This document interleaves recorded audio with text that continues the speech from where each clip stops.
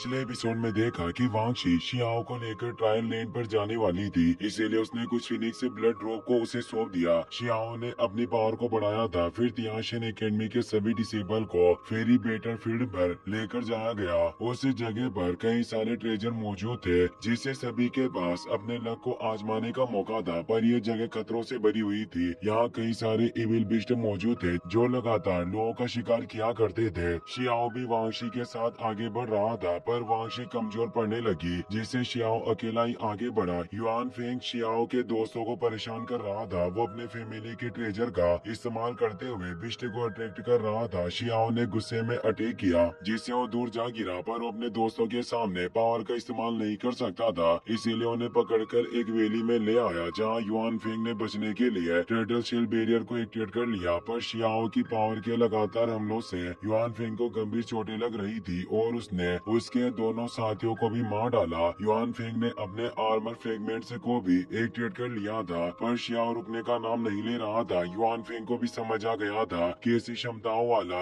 एक ही शख्स हो सकता है जो शियाओ था। शियाओ अब एक पावरफुल स्वॉर्ड अटैक से उसके टर्टल शेल बैरियर को नष्ट कर देता है और उसे मारने लगा। युआन फेंग कहता है कि मुझे मत मारो, मैं युआन किंग का इकलौता पोता हूँ। अगर तुमने मुझे कुछ किया तो मेरे दादा तुम्हें जीने नहीं देंगे। पर शियाओ ने कुछ सुने बगैर ही अपने डालुआ इमोर्टल स्वॉर्ड को उसकी चेस्ट के पार कर दिया और कहता है कि तुम निश्चित रहो, मैं जल्दी तुम्हारे दादा युआन किंग से मुलाकात करूंगा और उनका भी खात्मा होगा। इसी के साथ उसकी बॉडी को पूरी तरीके से नष्ट कर देता है। युआन फिंग की बॉडी से एक जेट उड़कर जाने लगा, पर शियाओ अपनी एनर्जी से उसे पकड़ लेता है। उसमें से युआन फिंग की आवाज आ रही थी, क्योंकि युआन फिंग की स्पिरिट को उसमें ही रखा गया था ताकि मरने के बाद उसे दोबारा जिंदा किया जा सके। शियाओ सोचता है कि मैंने नहीं सोचा था कि इस तरह का बोन तेलिस्मान भी सोल को प्रोटेक्ट कर सकता है, और वो उसे अपने हाथ से ही नष्ट कर देता है, जिससे अब युआन फेंग पूरी तरीके से मर चुका था। शियाओ वहाँ पड़े हुए ब्लड में अपने स्वॉर्ड को डुबोता है और ऊपर पत्थरों पर आकर उन पर लिखने लगता है कि युआन फेंग सिर्फ एक कचरा था,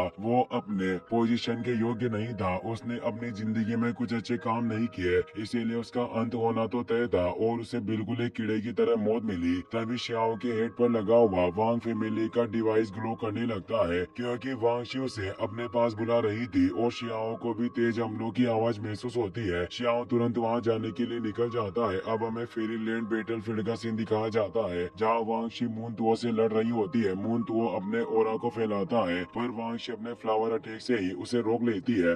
वांगशी के साथ साथ बियान यू और एक मोटा आदमी जुआन कुन भी आपस में लड़ रहा होता है। वो चारों इसीलिए लड़ाई कर रहे थे क्योंकि जल्दी एक खास बिस्ट उभर कर सामने आने वाला था, जिसे वो सभी हासिल करना चाहते थे। उन सभी के बैटल सर्वेंट भी वहीं मौजूद थे जो लड़ते हुए घायल हो चुके थे। शियाओ भी वहां जाता है। शियाओ सोचता है कि एकेडमी के सभी टॉप डिसेबल लड़ रहे हैं, वास्तव में इस लड़ाई को मिस नहीं किया जा सकता। वांगशी मून तुओ पर अटैक करने लगी तो मून तुओ भी अपनी पावर को एक्टिवेट करते हुए कहता है कि इमॉर्टल फेरी वास्तव में रणनीति बनाने के मामले में तुम काफी माहिर हो चुकी हो, जो तुमने सीधा मुझ पर हमला करने की हिम्मत की, पर तुम कभी भी मुझे रोक नहीं सकती। मैंने कई सालों से एकांत में कल्टिवेशन की है और वो आसानी से उसके अटैक को रोक देता है। उसका मामूली सा हमला भी इतना पावरफुल था कि इससे पहाड़ भी टूट रहे थे। वांगशी भी नीचे पहाड़ पर उतर आती है और बोलती है कि जीवन एक शतरंज की तरह है। लोग कहते हैं कि दिल से लड़ाई जीती जाती है, पर ये सब झूठ है। अगर हम सिर्फ जीतने पर फोकस करते हैं तो उसके लिए चाहे हमें किसी के साथ भी हाथ मिलाना पड़े तो उसमें कुछ बुराई नहीं। इसी के साथ उसने एक वीणा को एक्टिवेट कर लिया था। मून तो मुस्कुरा रहा था। वांगशी अपनी वीणा की वेव को फैलाती है, जिससे एक जायंट पिलर बाहर आने लगता है, जिसके साथ ही लिपटा हुआ एक ड्रैगन भी बाहर आ रहा था। इसका प्रेशर इतना ज्यादा था कि चारों तरफ पत्थर गिर रहे होते हैं, जिससे वहाँ मौजूद लोगों को प्रॉब्लम हो रही थी। पर शियाओ ने एक प्रोटेक्टिव शील्ड को एक्टिवेट कर लिया था, जिससे वो उन सभी पत्थरों के हमलों से बच रहा होता है।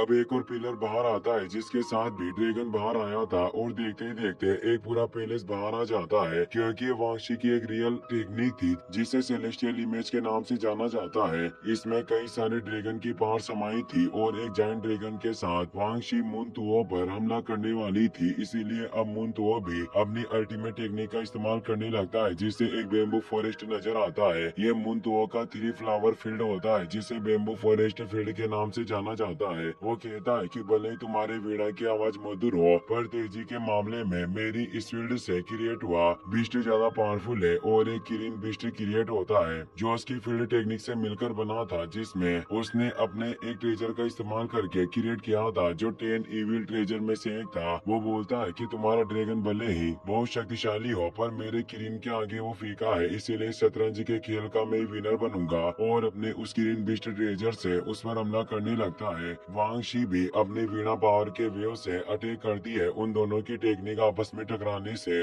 इतना ज्यादा प्रेशर क्रिएट हो रहा था, मुनतुओ की सर्वेंट यू लुइंग को काफी प्रॉब्लम हो रही थी, पर शियाओ आसानी से उसके हमलों से बच रहा था। और अब वांग शी का ड्रैगन भी उस किरिन बिस्ट पर वार करता है, पर उन दोनों के बिस्ट की पावर ही समान लेवल पर थी, जिससे वो नष्ट हो जाती है। वांग शी कहती है कि तुम नश्वर दुनिया से परे होने का दावा करते हो, पर तुम इस दुनिया के चेस गेम के सिर्फ एक हिस्से के अलावा और कुछ नहीं हो। शियाओ उनके हमलों के प्रेशर से बचते हुए आगे बढ़ रहा था। वो मोटा आदमी जुआन कुन और बिस्ट यू दोनों भी लड़ रहे होते हैं। शियाओ सोचता है कि वांग शी ने अपनी इतनी फियर से पावर को एक्टिवेट किया और ये खुले तौर पर अपनी अल्टीमेट टेक्निक को दिखा रही है और इस गॉड ऑफ वॉर से लड़ रही है। इससे साफ है कि ये किसी से नहीं डरती। बियान यू भी अपने कलरफुल मून स्ट्रीमर का इस्तेमाल करके मूनतुओं पर हमला करने लगी, पर उसे इस हमले का पहले ही अंदेशा हो गया था कि वो तीनों कोई चाल चल रहे हैं, इसीलिए वो आगे से हटकर बच जाता है और अपने बम्बू ट्रेजर लीफ से अटैक करने लगता है। तो अब जुआन कुन भी अपनी secret technique stone circle real power का इस्तेमाल करता है। इससे तेज लाइटिंग के साथ एक स्पाइक क्रिएट हो जाता है, जिससे वो उन बेम्बू लीफ के हमलों को रोक लेता है। पर इन हमलों की वजह से शियाओ पर भी पत्थर गिर रहे थे, पर शियाओ टेलीपोर्ट होते हुए इन हमलों से बच रहा होता है। शियाओ उन तीनों को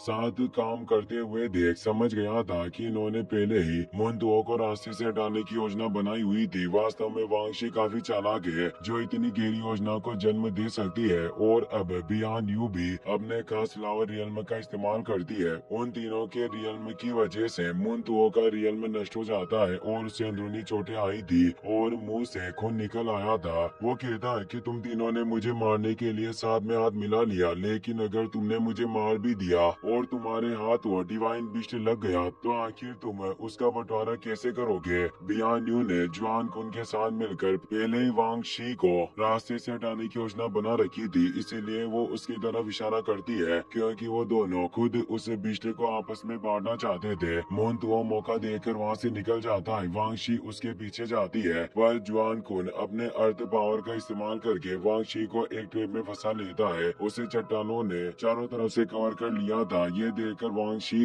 अपने वीणा की पावर का इस्तेमाल करके उन अर्थ स्पाइक को नष्ट करने की कोशिश करती है, पर नष्ट नहीं कर पाती। यह देखकर बियान यू घबरा जाती है और नाटक करती हुई कहती है कि बहन मैं तुम्हारी मदद करूंगी, और वो अपनी पावर को रिलीज करती है। शियाओ को हैरानी हुई कि आखिर वांग शी और बियान यू दोनों दुश्मन है, तो आखिर ये बियान यू अचानक वांग शी की मदद क्यों कर रही है। तभी पता चलता है कि बियान यू मदद नहीं कर रही थी, बल्कि अपने रिबन पावर से शियाओ पर हमला कर रही थी, और उसने उन स्टोन स्पाइक ट्रैप को और ज्यादा मजबूत कर दिया था, जिससे वांग शी पूरे तरीके से फंस चुकी थी और उसका बाहर निकलना नामुमकिन था। शियाओ सोचता है कि वाकई मैंने गलत सोचा, ये बियान यू एक चुड़ैल है जो गंदी चालें चलती है, और अब एक ट्रेजर वांग शी को मारने के लिए तेजी से उसकी तरफ बढ़ रहा था। वांग शी उसे रोकने के लिए उस पर अटैक कर रही थी, पर इसका कोई फायदा नहीं हो रहा था। बियान यू जानती थी कि वो मरने वाली है, इसीलिए वो मुस्कुरा रही थी। पर अब Xiao flower of Avenue technique का इस्तेमाल करके तेजी से बियान यू की टेक्निक को खत्म कर देता है। बियान यू और जुआन कुन को समझ नहीं आ रहा था कि आखिर ये सब क्या हो रहा है। वो कुछ देख नहीं पा रहे थे। तभी शियाओ वांग शी के पास जाकर उसे हाथ पकड़कर वहाँ से ले जाने लगते हैं। वांग शी भी अपनी फैमिली के खास स्पीड बढ़ाने वाले रुण का इस्तेमाल करती है, जिससे वो काफी तेजी से वहाँ से निकल जाते हैं। बियान यू हैरान हुई कहती है कि आखिर वो कहाँ चली गई। जुआन कुन भी बोलता है कि मुझे भी कुछ नजर नहीं आया। इससे उसे काफी गुस्सा आता है, पर अब वो कुछ नहीं कर सकती थी। शियाओ और वांग शी काफी दूर आ गए थे। शियाओ कहता है कि तुमने उस बियान यू और जुआन कुन के साथ हाथ मिलाया ताकि तुम उस मूनतुओं को खत्म कर सको, पर मुझे तो लगा था कि तुम सभी कबीले के ग्रुप एकजुट हो गए। वांग शी कहती है कि अगर मैं उस मूनतुओं को मारने की साजिश नहीं रचती तो वो खुद मुझे मार देता, और अब